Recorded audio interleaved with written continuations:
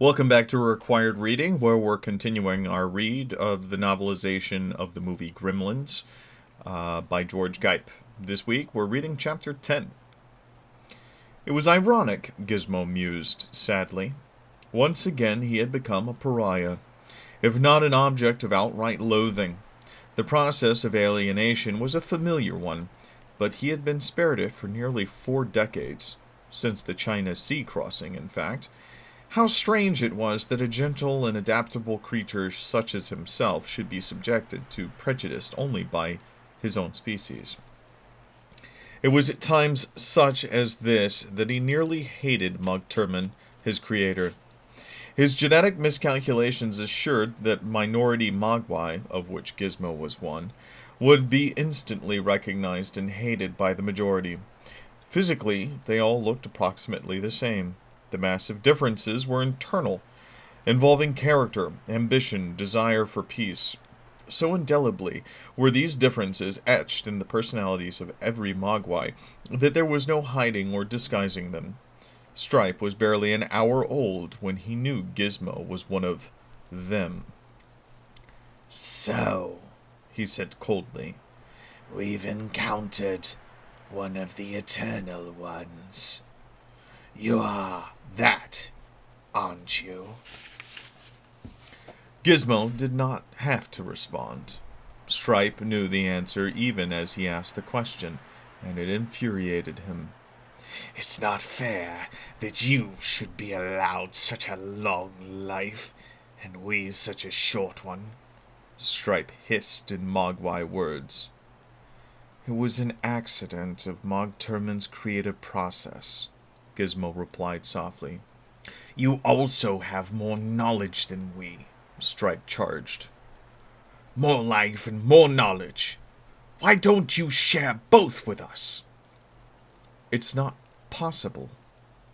"And you're glad it's not possible?" Gizmo shrugged. "What is the reproductive secret?" Stripe demanded. "You saw how we got here, so you must know."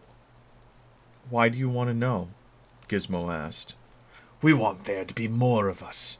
If we're doomed to short lives, at least we can spread our species, enjoy the company of our massed millions." It's not a good idea, Gizmo murmured. "We'll find it out sooner or later," Stripe hissed. I won't tell you, Gizmo said firmly. Stripe balled his short, pointed fingers into something resembling fists.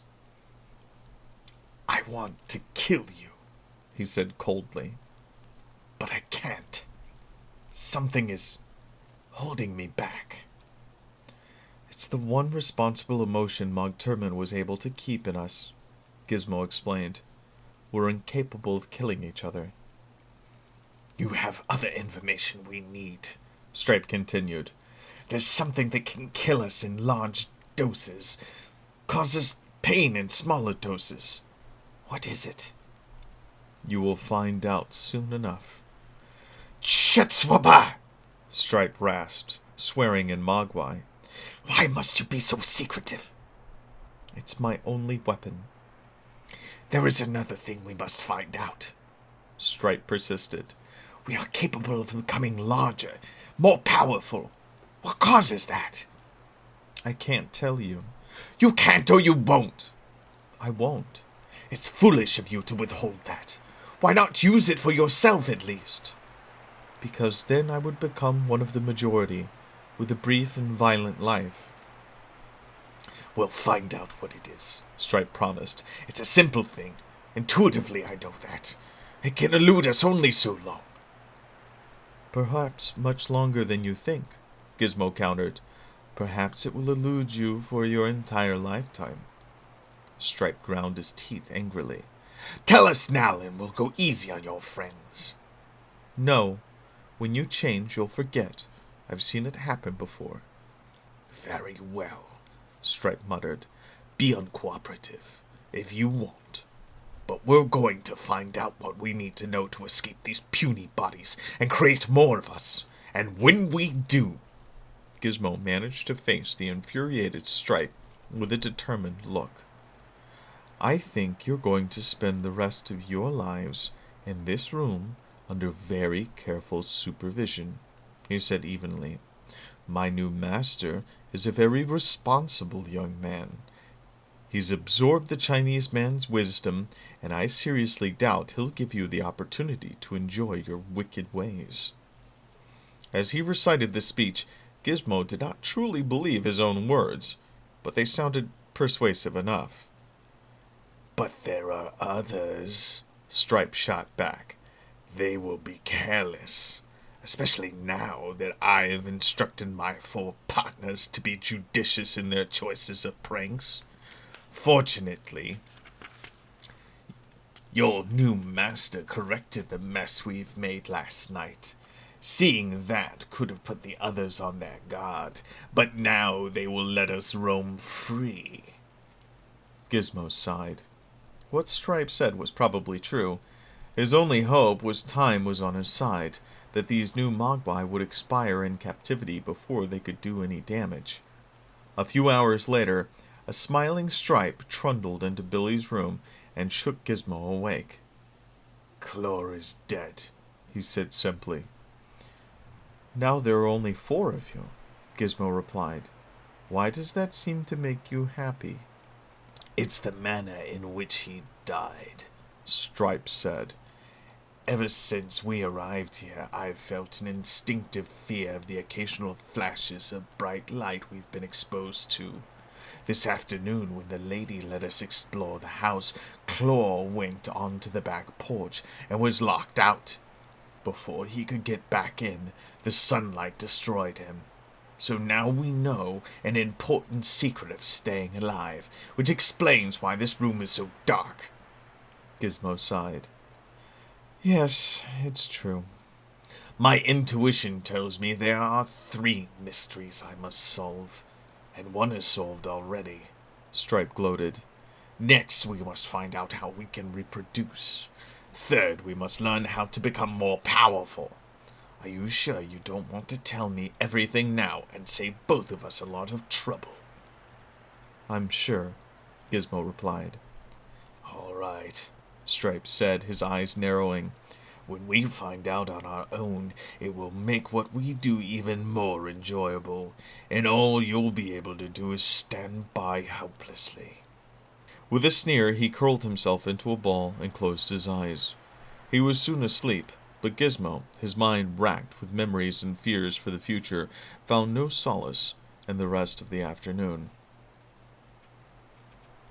Boy, you really are a jerk, Gerald smiled as Billy set about preparing his change drawer for the day's work. He didn't bother asking what he had done to deserve the epithet, since it was obvious Gerald was going to tell him.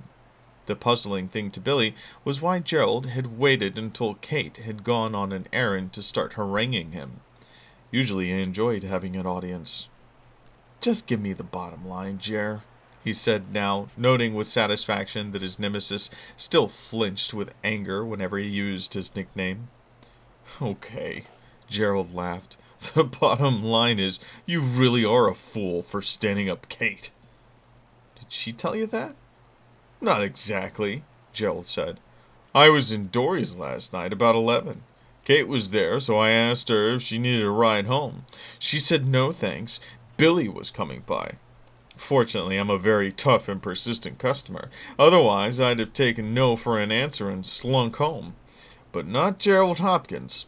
I hung around, and she waited, and the madder she got, the sweeter I talked. Finally, she let me drive her home. Boy, she must have really been stranded, Billy retorted. Gerald ignored it. Anyway, he concluded, now that I've broken the ice, anything can happen, and I aim to see that it will. Maybe when Kate comes back, Billy said with a smile, I'll say that you told me that it already has. The retort caused a sudden rush of fear to glaze Gerald's eyes. Then the fearful expression was superseded by one of craftiness. No, you wouldn't say that, he said confidently. That would hurt her, and you're too much of a jerk to do that. Beware of wounded animals, Ger, Billy replied evenly. Kate returned soon after that, but owing to a rush of early customers, there was no opportunity to talk. Not that she seemed so inclined, staring only at the customers in a businesslike manner. Then, in mid-morning, Billy's depressed mood was exacerbated by the appearance of Mrs. Deagle, who pushed her way to the front of the line so she could go directly to Billy's window. After dropping her deposit slip silently in front of him and watching him enter it, she smiled wickedly. I thought you might be interested in knowing that I've set a little trap for your nasty dog, she said. A trap, Mrs. Deagle? Nothing as crude as a bear trap, she said sarcastically. They're illegal, and I respect the law. Even if you and your mutt don't. No, my trap is a lot subtler. I doubt if he'll even know when it happens. But don't be surprised if he starts acting kind of, let's say, crazy. What have you done? Billy demanded. You'll find out, she said. I know it's going to work because I went to a lot of trouble. It wasn't easy finding someone who hated dogs as much as I do, especially someone who's invented a perfectly wonderful way to destroy them from the mind out. I could have you arrested, Billy said angrily. In fact, Mrs. Deagle... She interrupted him with a gasp loud enough to draw the attention of Gerald Hopkins and Mr. Corbin. Oh, dear, she added, half smiling when she noticed that they were already on their way to her rescue. What is it? Gerald demanded. This young man accused me of trying to cash a bad check, Mrs. Deagle stammered, her acting very hammy but obviously believable to Gerald. He threatened to have me arrested. Is that what you said, Peltzer? Gerald said coldly. Without giving him a chance to answer, Mrs. Deagle turned to a man behind her in line. Didn't you hear him say he'd like to have me arrested? She prompted. The man, a comparative newcomer to Kingston Falls, was not intimidated by her imperious attitude. He didn't say he'd like to, he replied. He said he could. That's bad enough, Gerald interjected. What did Mrs. Deagle say? Mr. Corbin asked. I don't know, the man replied. Her back was towards me, so I could only hear his side of the conversation. I demand an apology, Mrs. Deagle sputtered. As a matter of fact, I demand that you fire this impudent loser. He's no good to this bank anyway. Mr. Corbin hesitated. His expression seemed to imply that even if Billy were not guilty of insulting the woman, this might be a good opportunity to fire him. Young Hopkins had been after him for several days, denigrating Peltzer and his work every time he had the chance. She threatened to put out a bear trap for his dog, Kate interrupted from the next window. I heard the whole conversation. I said no such thing, Mrs. Deagle retorted, horrified. Then why did I enter the check for the deposit? Billy asked, regaining his composure. If I thought it was a bad check, would I have done that? Mr. Corbin nodded slowly, looked at Mrs. Deagle. Clearly, the burden of proof had switched from Billy to her. I did not say that I put out a bear trap, Mrs. Deagle stammered. It's another kind of trap, I mean. A long pause followed. Then Mrs. Deagle reached forward to grab her deposit slip. Never mind, she said. If you want to have impolite, stupid people working for you, that's your business. Her nose high, she clomped out of the bank. Now then, Mr. Corbin said, indicating that the bank's business was to continue as usual. After Gerald fixed him with an angry gaze and departed, Billy glanced at Kate. His expression said, "Thank you." Her response seemed to say, "You're welcome, but I did it only in the interest of justice, not for you." Nevertheless, at the end of the working day, she did not seem particularly hostile when Billy caught up with her as she left the bank. At least she didn't call for a cop, Billy thought.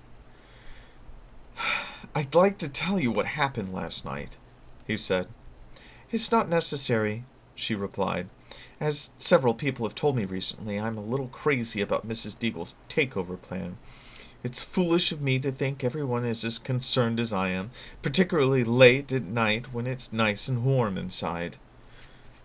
"But I wanted to come meet you," he protested. "I was all ready to. And then something terrible happened." Her expression changed from skeptical to concerned. "Your folks are all right, aren't they?" He nodded. Beginning slowly, he said, "You're going to think this is the dumbest excuse you've ever heard, but I swear every word is true." "Go ahead," she said. As quickly as possible, he told her about the Mogwai dilemma, from the first experience of Gizmo to the last prank of the 5 new animals. She listened without a single interruption, her expression interested but non-committal. "And that's it," he concluded. "Those Mogwai got me so screwed up that I just lost track of time." She smiled slowly. "You're right," she said. "That is the dumbest excuse I've ever heard." "But it's true, I swear it!" "Listen," she said. "There's no disgrace in falling asleep. I do it all the time, but I must admit I'm very good about keeping dates."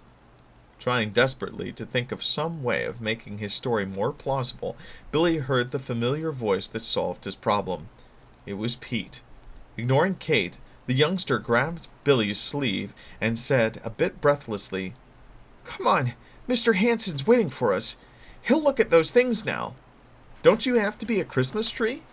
"Yeah, but Dad said I can do it later." "Would you like to see proof that I'm telling you the truth?" Billy asked, looking at Kate. She smiled. "If this were April 1st, I'd say no," she said. "But all right, let's go." They hopped in Billy's bug, now back among the living, and were at his house 5 minutes later. Lynn, waiting for him at the door, greeted Billy with a sad expression, rather than her usual smile. "One of them is dead," she said. "Not Gizmo?" "No, one of the new ones." She led them to the back porch, where a tiny, flattened circle of fur was all that remained of the dead Mogwai. It looked like a football that had been deflated. "It got out on the porch, and then I must have shut the door and locked it out," Lynn explained. "It couldn't have been long enough to have starved to death." "No," Billy agreed. "The Chinese boy said that bright sunlight kills them." "I don't know what to do with it. What do you do with a dead Mogwai?" Billy shrugged. Pete, kneeling next to the tiny corpse, prodded it gently with the end of a ballpoint pen.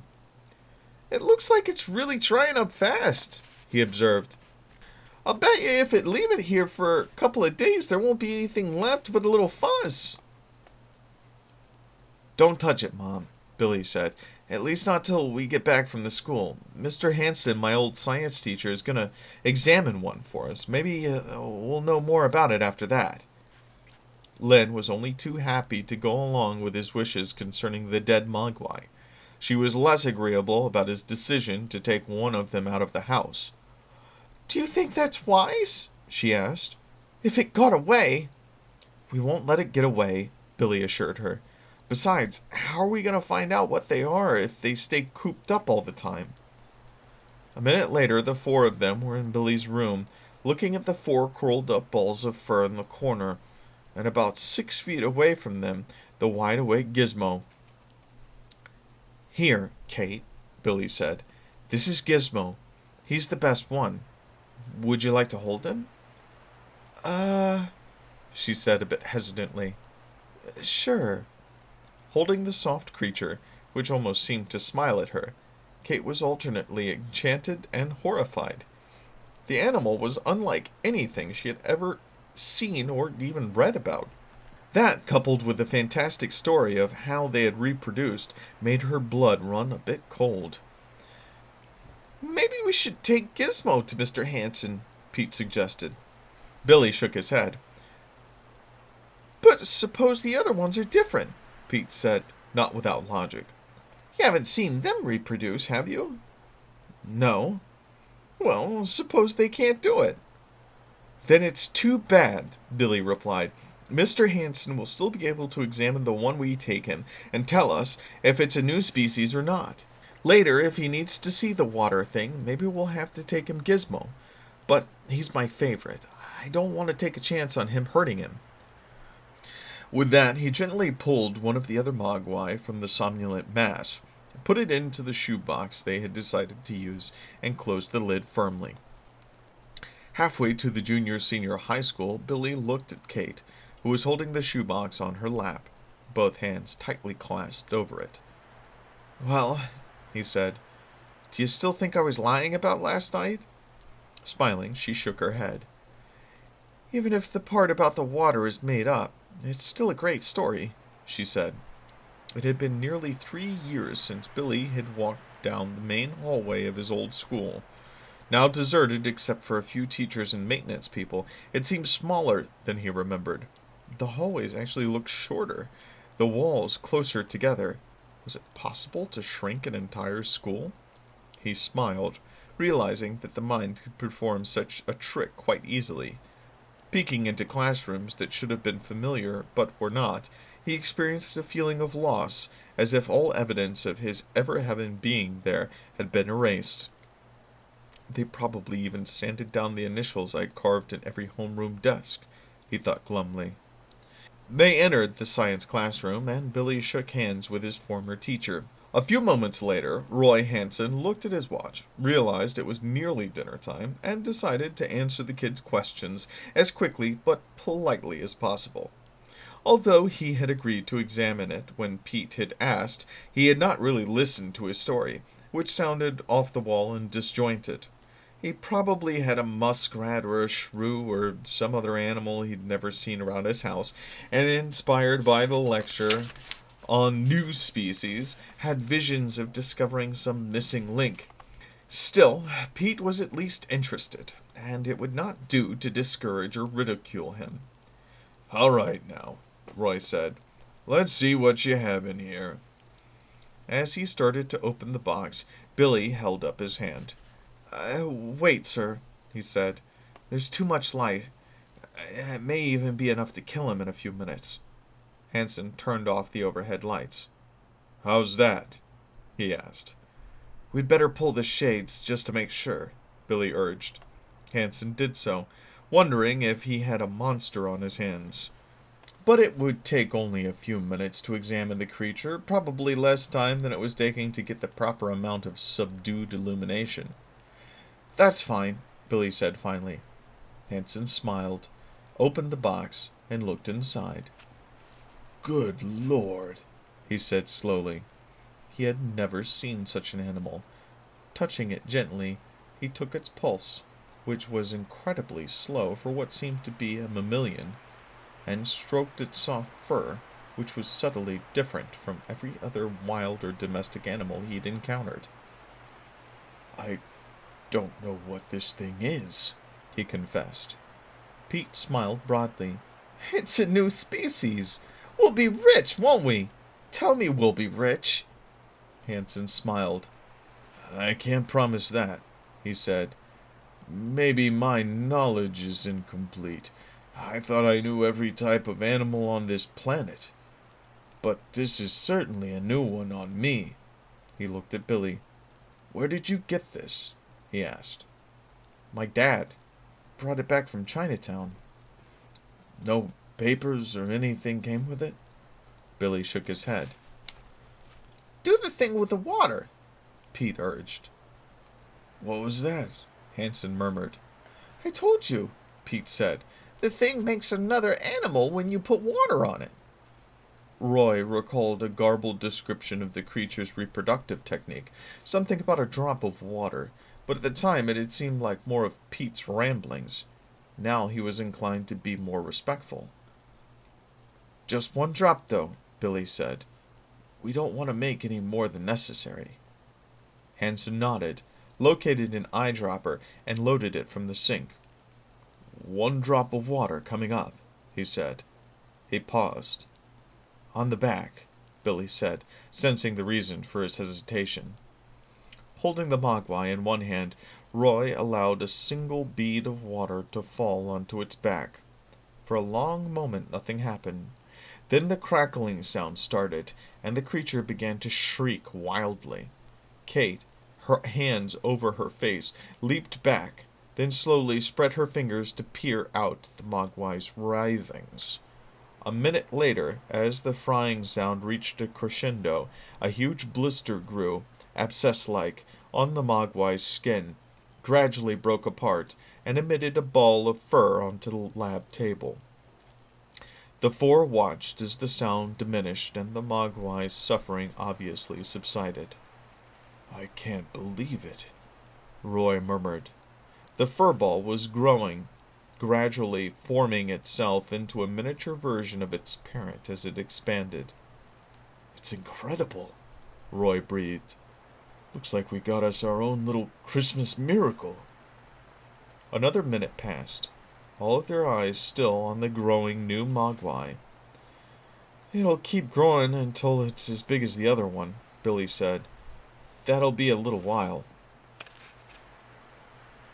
"Don't worry," Roy smiled. "I was all ready for dinner when you folks got here, but I don't think I'll be eating soon tonight."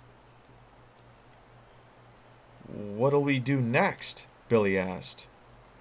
"I'd like to run some blood tests. That may give me a lot of information. So why don't you take the old specimen home and leave the new one here?" "Sure," Billy replied. "But please don't make any more of them, okay?"